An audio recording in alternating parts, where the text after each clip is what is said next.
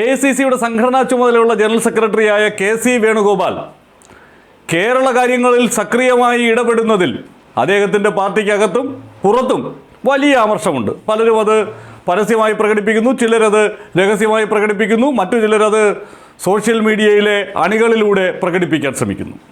അതെന്തോ ആയിക്കൊള്ളട്ടെ, യഥാർത്ഥത്തിൽ കേരളീയനായ ഒരു ദേശീയ ശ്രദ്ധയുള്ള നേതാവ് എന്ന നിലയിൽ സമീപകാലത്ത് KC വേണുഗോപാൽ ഈ നാട്ടിലുണ്ടായ വിഷയങ്ങളിൽ നടത്തിയ ഇടപെടലുകളും അദ്ദേഹത്തിൻ്റെ പ്രസ്താവനകളും പക്വതയുള്ള കേരളത്തിൽ വിശ്വസിക്കാൻ കൊള്ളാവുന്ന നേതാക്കന്മാരിൽ ഒരാളാണ് KC വേണുഗോപാൽ എന്ന് ഇവിടുത്തെ പൊതുസമൂഹത്തിനെ ബോധ്യപ്പെടുത്തുന്നതാണ്.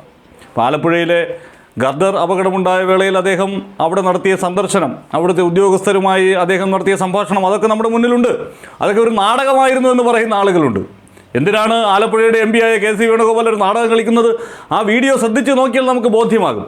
അദ്ദേഹം ആ ഉദ്യോഗസ്ഥരോട് സംസാരിക്കുന്നതും അദ്ദേഹം അവരോട് ഉപദേശരൂപേണ പറയുന്നതും താക്കീത് പോലെ പറയുന്നതും ഒക്കെ നേരത്തെ പല ഘട്ടങ്ങളിലായി അവിടെ നടന്ന അവലോകന യോഗങ്ങളിൽ അദ്ദേഹം ഉന്നയിച്ചിരുന്ന വിഷയങ്ങളോട് ഇവർ സ്വീകരിച്ച നിഷേധാത്മക നിലപാടിനോടുള്ള പ്രതിഷേധമായിട്ടാണ്.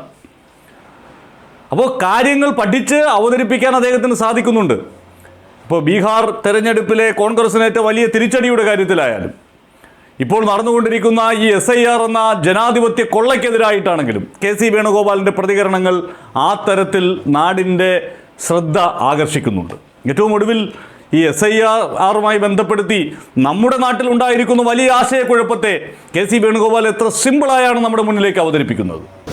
കാരണം കേരളത്തിലെ ജനങ്ങൾ പഞ്ചായത്ത് തെരഞ്ഞെടുപ്പ് ഉത്സവം പോലെ കൊണ്ടുനടക്കുന്നത് നമ്മളെല്ലാവരും അറിയാം. എല്ലാ രാഷ്ട്രീയ പാർട്ടികളും ഒരു ഉത്സവം പോലെയാണ് ഈ തെരഞ്ഞെടുപ്പ്. ഗ്രാമതലങ്ങളിൽ, വില്ലേജ് തലങ്ങളിൽ, ഏറ്റവും ഗ്രാസ് റൂട്ട് തലങ്ങളിലുള്ള ആളുകൾ പോലും ഇതൊരു വലിയ ഉത്സവമായിട്ടാണ് കണ്ടെത്തുന്നത്.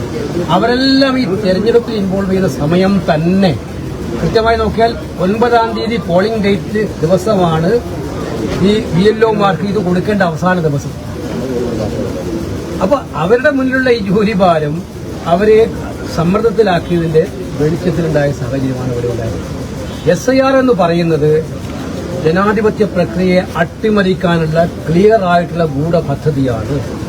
തെരഞ്ഞെടുപ്പ് കമ്മീഷൻ നേരിട്ട് തന്നെ തെരഞ്ഞെടുപ്പ് പ്രക്രിയ അട്ടിമറിക്കാൻ നേതൃത്വം കൊടുക്കുന്ന കർമ്മപരിപാടിയായിട്ടാണ് SIR മാറിയിരിക്കുന്നത്. ബീഹാറിലും അത് തന്നെയാണ് സംഭവിച്ചത്.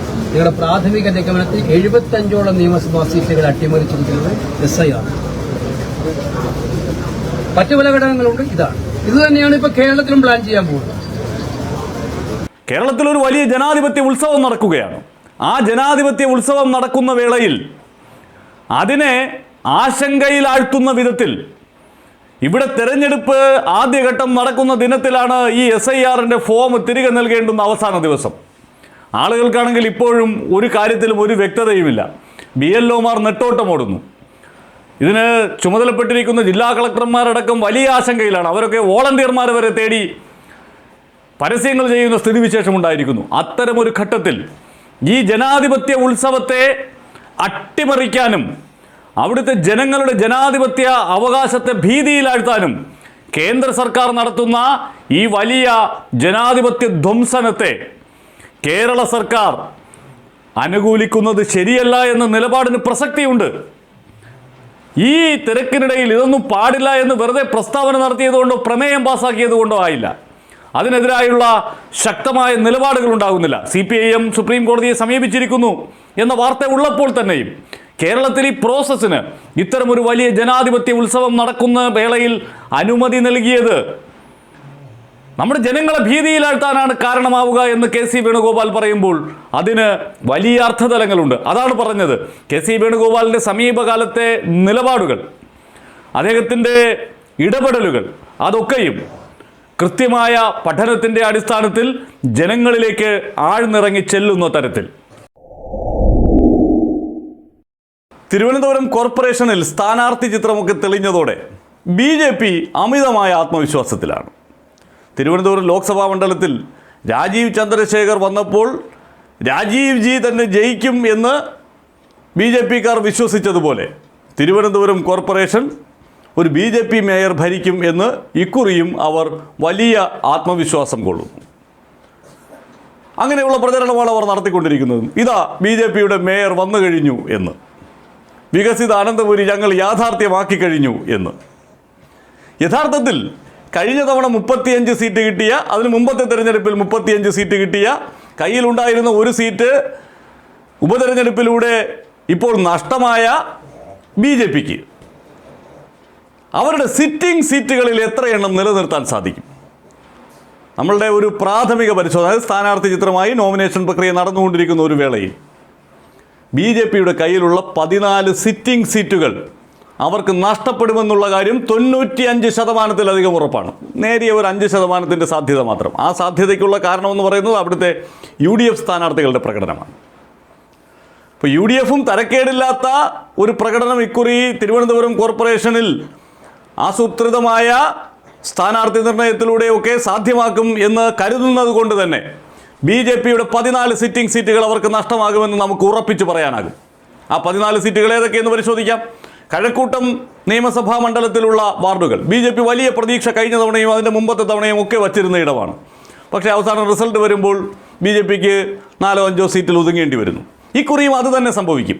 അവരുടെ കയ്യിലുള്ള ചില സീറ്റുകൾ ഉറപ്പായും നഷ്ടപ്പെടും. അതിലൊന്ന് ചെല്ലമംഗലമാണ്, മറ്റൊന്ന് കരിക്കകമാണ്. കരിക്കകത്ത് കഴിഞ്ഞ തവണ അന്നത്തെ മേയറായിരുന്ന K. ശ്രീകുമാറിനെ BJPയുടെ DG കുമാരൻ അട്ടിമറിച്ച ഇടമാണ്. പക്ഷേ അത് ഒരു ഇടതുപക്ഷത്തിന് വേരോട്ടമുള്ള ഇടം. മറ്റ് പല ഘടകങ്ങൾ ശ്രീകുമാറിനെതിരായി അവിടെ കഴിഞ്ഞ തവണ ഉണ്ടായിരുന്നു. അത് മുതലെടുത്താണ് BJPക്ക് ജയിക്കാനായത്. പക്ഷേ ഇക്കുറി അങ്ങനെ സംഭവിക്കില്ല അവിടെ.